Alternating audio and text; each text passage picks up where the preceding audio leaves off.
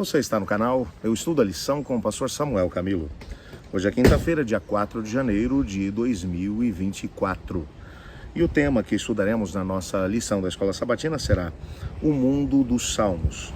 O texto que serve como base para o nosso estudo dessa semana, o qual tem nos acompanhado todos os dias, é o texto de Lucas, capítulo 24, versos 44 e 45, que diz assim: A seguir Jesus lhes disse: São essas as palavras que eu lhes falei estando ainda com vocês.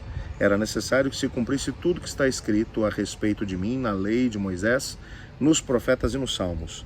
Então lhes abriu o entendimento para compreenderem as Escrituras.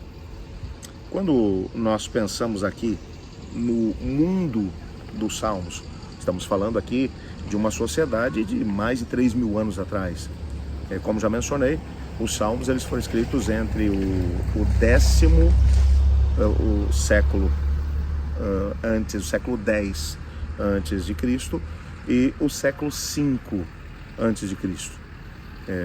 E levando-se em consideração de que pelo menos um dos salmos foi escrito já na época de Moisés, enquanto Moisés estava lá no deserto do Sinai, próximo daquela península do Sinai, o que ainda nos leva para um período anterior a isso ainda. Então estamos falando de salmos com mais de 3.000 anos de idade.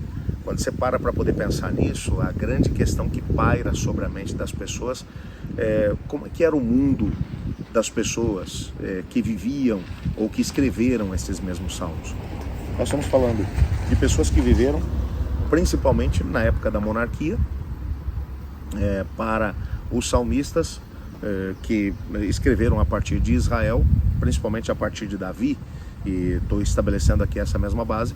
Havia um rei que era da família de Davi, pelo menos entre os salmos, que foram escritos ali por aqueles que estavam mais ao sul, em Jerusalém, mesmo quando o reino foi dividido depois, o reino de Israel ao norte, com capital em Samaria, e o reino do sul em Judá, com capital em Jerusalém. A maior parte dos salmos foi escrito pelo pessoal que estava vivendo ali no sul, com capital em Jerusalém, até porque os levitas estavam vivendo por ali, aqueles que os sacerdotes, aqueles que ministravam junto ao templo, os descendentes de Davi estavam também ali em Jerusalém, e esses salmos são compostos a partir dessa mesma realidade.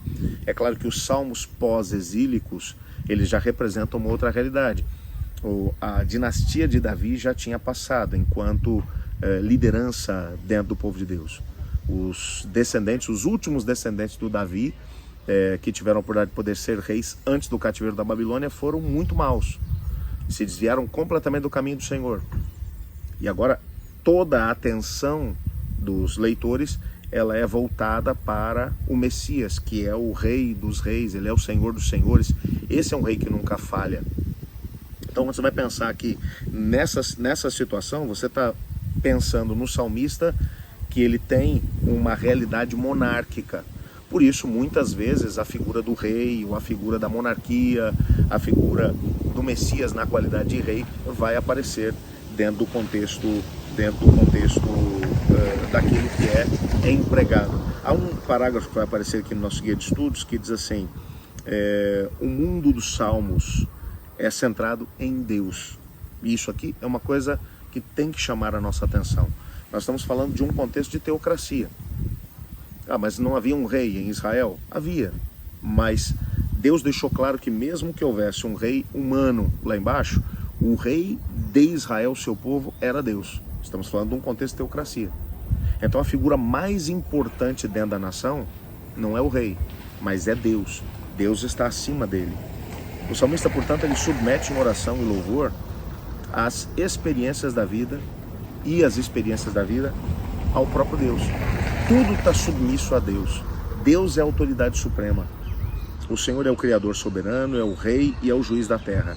É Ele que provê tudo para os seus filhos, portanto é confiável em todos os momentos. Até mesmo os inimigos do povo de Deus perguntam: e o seu Deus aonde está? Quando o povo de Deus parece estar falhando e ao mesmo tempo tendo a sua fé debilitada na pessoa de Deus. Assim como o Senhor nunca falha, é um Deus presente, o seu povo o tem diante dele continuamente. Por fim, os salmos eles provêm o tempo em que todo o povo e a criação adorarão a Deus não apenas aqui nesse mundo, mas também na renovação de todas as coisas. Tudo isso vai aparecer no contexto dos Salmos. Portanto, na perspectiva bíblica, quando você vai para o Salmo, você tem que lembrar disso. Você tem que lembrar que se você quiser que esses Salmos tenham algum tipo de relevância na tua história, na tua experiência, você precisa estar disposto a viver essa realidade. Como assim, pastor? Eu não vivo num contexto de monarquia. Bom, mas a ideia central, se você prestou atenção naquilo que eu falei, é de que o soberano absoluto de tudo e de todos é Deus, à semelhança de um rei. Ele não pede conselhos a ninguém, ele não precisa da autorização de ninguém para fazer o que ele tem que fazer. Ele é Deus, é o Senhor absoluto, ele é o monarca absoluto. E tudo tem que ser submetido diante dele. Mas isso não é uma coisa um pouco mais impositiva? Depende muito daquilo que você entende da perspectiva de Deus. Quando você entende que tudo que Deus faz é para o nosso bem, que todas as atitudes que Ele toma são para poder nos encaminhar rumo àquilo que é o propósito de vida e felicidade para cada um de nós, então faz sentido obedecer a Deus mesmo que nós não nos sintamos inclinados a fazê-lo.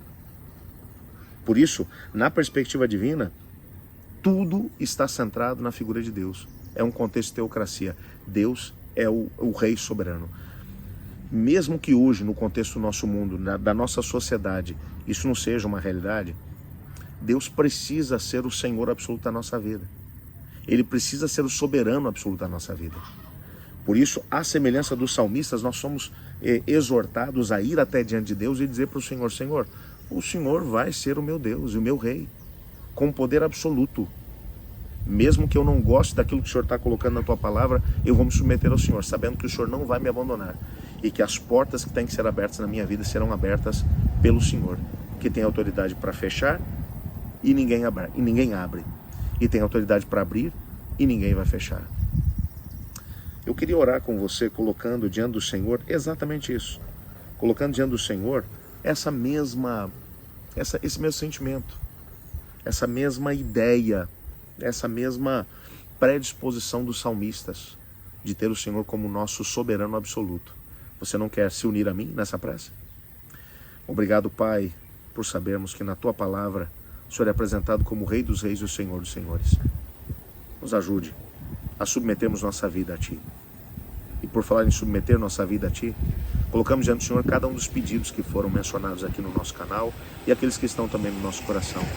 Responde de acordo com a Tua vontade, pois em nome de Jesus que oramos. Amém. Como você já sabe, amanhã será sexta-feira e faremos um estudo adicional do nosso tema principal da semana, que será alguma coisa muito boa para você e para mim, tenho certeza. Te espero amanhã. Eu estudo a lição. E você?